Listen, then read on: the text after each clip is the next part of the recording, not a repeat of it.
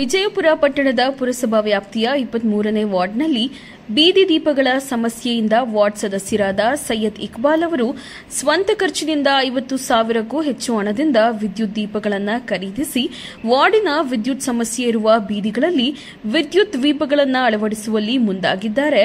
ಕಳೆದ 2 ವರ್ಷಗಳಿಂದ ದೀಪಗಳಿಲ್ಲದೆ ಕತ್ತಲಲ್ಲಿದ್ದ ವಾರ್ಡ್ ಜನತೆ ಪುರಸಭೆಗೆ ದೂರು ನೀಡಿದರೂ ಪುರಸಭೆ ವತಿಯಿಂದ ಯಾವುದೇ ವಿದ್ಯುತ್ ದೀಪಗಳನ್ನು ಅಳವಡಿಸದ ಕಾರಣ ತಮ್ಮ ಸ್ವಂತ ಖರ್ಚಿನಿಂದ ಬೀದಿ ದೀಪಗಳ ವ್ಯವಸ್ಥೆಯನ್ನ ಮಾಡಿರುವುದಾಗಿ ತಿಳಿಸಿದ್ದಾರೆ.